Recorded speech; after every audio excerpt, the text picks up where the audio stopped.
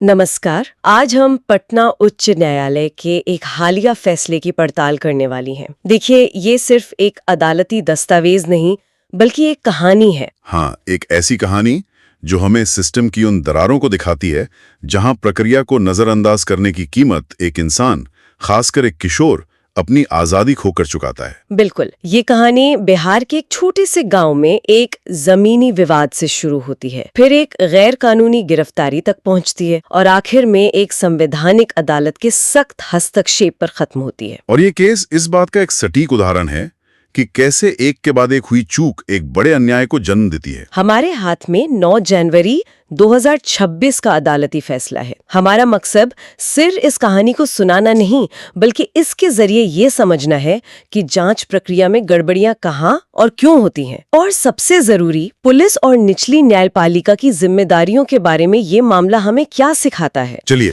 इस पूरे मामले को परत दर परत खोलते हैं। तो कहानी की शुरुआत होती है बिहार के मधेपुरा जिले के पुरानी पुलिस स्टेशन से। यहाँ एक एफआईआर दर्ज की जाती है, केस नंबर 128 साल 2025। जी। शिकायत करता है खुशबू परवीन। और मामला क्या था?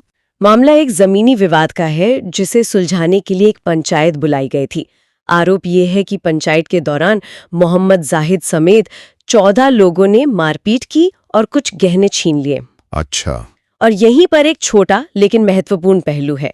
इस एफआईआर के ठीक बाद एक काउंटर केस भी दर्ज होता है जो मोहम्मद जाहिद की मां ने दर्ज करवाया था। ओहो, मतलब दोनों तरफ से शिकायतें थी। जी, ये दिखाता है कि ये मामला किसी एक तरफा अपराध का नहीं था, बल्कि दो पक्षों के बीच का एक पुराना विवाद था जिसमें दोनों एक दूसरे पर आरोप लगा रहे थे।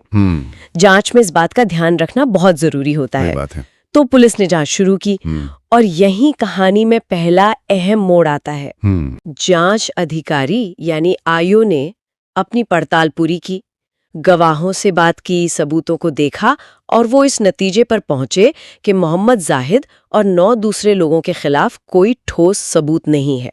मतलब उनके खिलाफ मामला नहीं बनता। जी। और इसी नतीजे के आधार पर आईओ ने 1 सितंबर 2025 को चार्जशीट नंबर 235 अदालत में दाखिल की। इस चार्जशीट का ढांचा समझना इस केस की कुंजी है। कैसे? इसमें सिर्फ एक आरोपी मोहम्मद नौशाद को ट्रायल के लिए अदालत भेजा गया क्योंकि पुलिस को उसके खिलाफ कुछ सबूत मिले थे। और मोहम्मद जाहिद और बाकी 9 लोगों का क्या हुआ जिनके खिलाफ सबूत नहीं मिले थे? उन्हें चार्जशीट के कॉलम नंबर 12 में रखा गया। Column number 12। इसका क्या मतलब होता है? ये कोई खास कोड है? हाँ, एक तरह से जो लोग पुलिस की कार्यप्रणाली को जानते हैं वो समझते हैं कि कॉलम 12 का मतलब है not sent up for trial. अच्छा, मतलब मुकदमे के लिए नहीं भेजा जा रहा। बिल्कुल। पुलिस जांच में इनके खिलाफ पर्याप्त सबूत नहीं मिले। कानूनी तौर पर यह एक तरह की क्लीन चिट थी। पुलिस ने खुद कहा कि इन लोगों की कोई भूमिका नहीं है। तो अगर पुलिस ने अपनी जांच में मोहम्मद जाहिद को लगभग क्लीन चिट दे दी थी, तो वो गिरफ्तार कैसे हो गया? कहानी में ऐसा क्या मोड़ आया कि पुलिस अपनी ही जांच से पलट गई? यहीं से मामला बिगड़ना शुरू होता है। देखिए, लगभग 25 दिन बाद जब जाहिद और उसका परिवार ये मानकर चल रहा था कि मामला खत्म हो गया, शिकायतकर्ता पक्ष जो जांच के नतीजों से नाखुश था, वो सीधे कोसी रेंज के deputy inspector general of police यानी डीआईजी के पास पहुंच गया। ओह, एक बड़े अफसर के पास। जी। उन्होंने शिकायत की कि 10 आरोपियों को गलत तरीके से छोड़ दिया गया है। और डीआईजी ने क्या किया? डीआईजी ने एक सुपरविजन नोट लिखा जो इस पूरे केस का आप कह सकते हैं केंद्र बिंदु बन गया। फैसले में अदालत ने इस नोट के हर शब्द पर बहुत गहराई से विचार किया है। ऐसा क्या लिखा था उस नोट में? उस नोट में डीआईजी ने आयोग को एक ऐसा निर्देश दिया जो हमारे आपराधिक न्याय प्रणाली के सिद्धांतों की जड़ पर हमला करता है। उन्होंने लिखा कि आरोपों को सच मानकर जांच को आगे बढ़ाया जाए। एक सेकंड, मैं कुछ गलत तो नहीं समझ रही? जांच का मतलब होता है सबूत ढूंढना, सच का पता लगाना। यहाँ तो निर्देश ही उल्टा है कि पहले नतीजा तय कर लो, यानी आरोपों को सच मान लो और फिर उसके हिसाब से जांच करो। आपका सवाल बिल्कुल सही है और अदालत ने भी यही सवाल उठाया। ये निर्दोषिता के अनुमान यानी प्रिजम्पशन ऑफ इनोसेंस के मूल सिद्धांत के खिलाफ है। बिल्कुल, हमारा कानून तो यही कहता है कि जब तक कोई दोषी साबित न हो जाए उसे निर्दोष माना जाएगा। जी, लेकिन यहाँ एक वरिष्ठ पुलिस अधिकारी अपने जूनियर को कह रहा है कि तुम पहले से ही मान लो कि ये लोग दोषी हैं और फिर कार्रवाई करो। ये जांच को दिशा देना नहीं, बल्कि जांच का नतीजा तय करना है। लेकिन क्या कोई ये तर्क दे सकता है कि डीआईजी सिर्फ शिकायतकर्ता के पक्ष को सुन रहे थे, जिन्हें लगा कि पुलिस ने ठीक से जांच नहीं की? क्या ये उनकी जिम्मेदारी नहीं है कि वो जांच की निगरानी करें? ये एक बहुत अच्छा सवाल है। निगरानी यानी सुपरविजन और जांच का नतीजा तय करने में एक बहुत बारीक लेकिन महत्वपूर्ण फर्क है।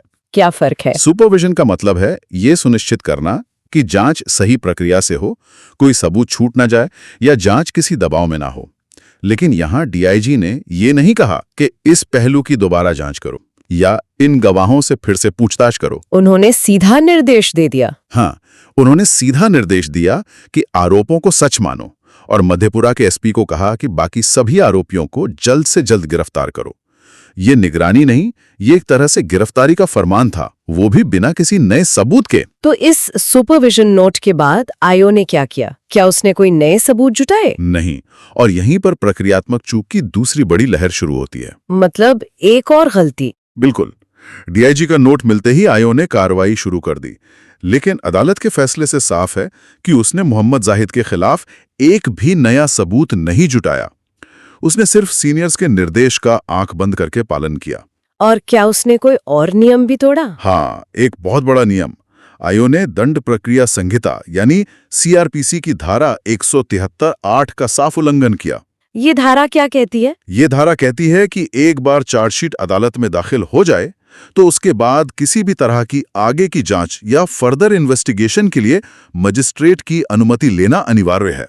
अच्छा, तो पहले कोर्ट से इजाजत लेनी पड़ती है? जी बिल्कुल। ये कोई छोटा मोटा नियम नहीं है। ये जांच की निष्पक्षता सुनिश्चित करने के लिए बनाया गया एक महत्वपूर्ण चेक एंड बैलेंस है, ताकि पुलिस अपनी मर्जी से बंद हो चुके मामलों को दोबारा न खोल सके। और आयोग ने ऐसा नहीं किया? नहीं, आयोग ने न तो मजिस्ट्रेट से कोई अनुमति ली और न ही उन्हें सूचित किया। तो बिना किसी नए सबूत के और बिना अदालत की अनुमति के सिर्फ एक सुपरविजन नोट के आधार पर? ठीक समझिए आप। 23 अक्टूबर 2025 को आयोग ने मोहम्मद जाहिद को उसके घर से गिरफ्तार कर लिया। और फिर उसे मजिस्ट्रेट के सामने पेश किया गया होगा? हाँ, गिरफ्तारी के कागजों में उसकी उम्र 19 साल बताई गई और फिर उसे मजिस्ट्रेट के सामने पेश किया गया और यहाँ सिस्टम तीसरी बार फेल हुआ। एक मिनट, मजिस्ट्रेट की विफलता कैसे? उनका काम क्या सिर्फ पुलिस के कागजों पर मोहर लगाना है? यही तो इस मामले का सबसे चिंताजनक पहलू है। मजिस्ट्रेट किसी भी व्यक्ति की स्वतंत्रता और पुलिस की शक्ति के बीच पहली और सबसे महत्वपूर्ण दीवार होते हैं। बिल्कुल। जब पुलिस किसी को गिरफ्तार करके लाती है तो मजिस्ट्रेट का काम मैकेनिकल तरीके से रिमांड देना नहीं है। उनका काम है न्यायिक विवेक यानी जुडिशियल माइंड का इस्तेमाल करना। उन्हें केस की फाइल देखनी चाहिए थी। बिल्कुल। अगर उन्होंने चार्जशीट पर एक नजर भी डाली होती है तो उन्हें साफ दिख जाता कि इस लड़के का नाम तो कॉलम 12 में है। इसे तो पुलिस ने खुद ही मुकदमे के लायक नहीं समझा था। वो आयोग से सवाल कर सकते थे। हाँ, वो पूछ सकते थे कि जब इसे चार्जशीट नहीं किया गया तो अब किस आधार पर गिरफ्तार किया गया है? क्या कोई नया सबूत मिला है? क्या आपने आगे की जांच के लिए अदालत से अनुमति ली? लेकिन ऐसा कुछ नहीं हुआ। उन्होंने बस उसे जेल भेज दिया। जी, मजिस्ट्रेट ने बस बिना सोचे समझे उसे जेल भेज दिया। ये प्रणाली की दोहरी नहीं बल्कि तिहरी विफलता थी। डीआईजी, आयोग और मजिस्ट्रेट। और मामला तब और ज्यादा गंभीर हो गया जब परिवार ने पटना उच्च न्यायालय में बंदी प्रत्यक्षीकरण यानी हेबियस कॉर्पस याचिका दायर की। सुनवाई के दौरान एक ऐसी बात सामने आई जिसने पूरे मामले का रुख ही बदल दिया। जी। अदालत को बताया गया कि मोहम्मद जाहिद, जिसे 19 साल का बताकर गिरफ्तार किया गया था और वयस्क जेल में रखा गया था, असल में एक किशोर मतलब जुवेनाइल है। क्या? हाँ, उसके बिहार स्कूल एग्जामिनेशन बोर्ड के रजिस्ट्रेशन कार्ड को अदालत में पेश किया गया, जिसके अनुसार उसकी जन्म तिथि 01/01/2010 थी। 2010। इसका मतलब है कि जब जुलाई 2025 में ये कथित घटना हुई तब वो सिर्फ 15 साल 6 महीने का था। और गिरफ्तारी के वक्त भी वो नाबालिग ही था। ये तो कानूनन एक बहुत बड़ा उल्लंघन है। बहुत बड़ा। बिल्कुल। जैसे ही यह तथ्य सामने आया उसे तुरंत किशोर न्याय बोर्ड भेजा गया, जहां उसे आधिकारिक तौर पर किशोर घोषित कर दिया गया।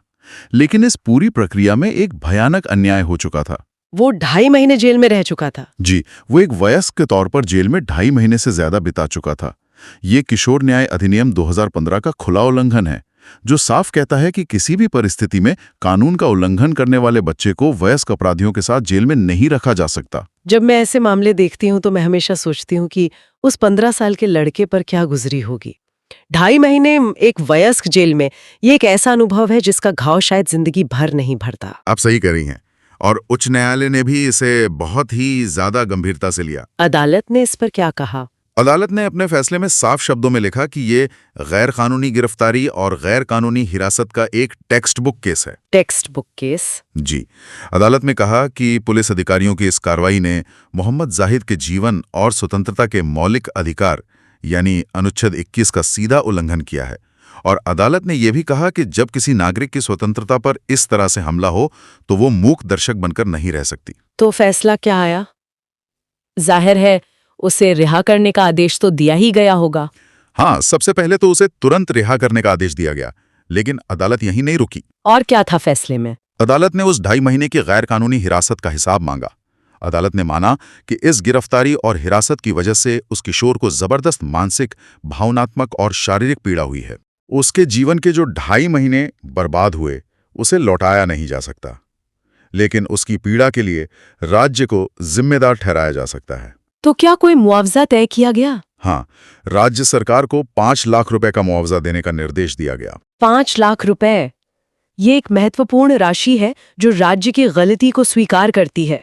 और सिर्फ इतना ही नहीं, अदालत ने यह भी देखा कि इस अन्याय के खिलाफ लड़ने के लिए जाहिद और उसके परिवार को वकीलों पर और अदालती प्रक्रिया पर पैसा खर्च करना पड़ा। सही बात है, मुकदमेबाजी का खर्च। जी, तो उस खर्च के लिए 15,000 रुपए अतिरिक्त देने का भी आदेश दिया गया। और अब सबसे बड़ा सवाल, जवाबदेही, अकाउंटेबिलिटी। क्या ये पैसा सिर्फ सरकारी खजाने से जाएगा, यानी हम और आप जैसे टैक्स पेयर्स की जेब से, या जिन्होंने गलती की है उनकी भी कोई जिम्मेदारी तय की गई? यहीं पर यह फैसला एक नज़ीर बनता है और उम्मीद जगाता है। अदालत ने बहुत साफ कहा कि ये मुआवजा और खर्च अंततः दोषी अधिकारियों से ही वसूला जाना चाहिए। The buck stops with them. अच्छा, तो ये कैसे होगा? प्रक्रिया क्या है? तो अदालत ने बिहार के पुलिस महानिदेशक डीजीपी को इस मामले में एक प्रशासनिक जांच करने का निर्देश दिया है। एक विभागीय जांच? हाँ, उन्हें 6 महीने के भीतर ये पता लगाना है कि इस पूरी प्रक्रिया में कौन कौन से अधिकारी दोषी थे। डीआईजी जिन्होंने गैरकानूनी निर्देश दिया, और आईओ जिन्होंने बिना सोचे समझे और प्रक्रिया का उल्लंघन करते हुए उसका पालन किया। और जांच पूरी होने के बाद? जांच पूरी होने के बाद ये 5,15,000 रुपए की पूरी राशि उन्हीं दोषी अधिकारियों की तनख्वाह या पेंशन से वसूल की जानी है।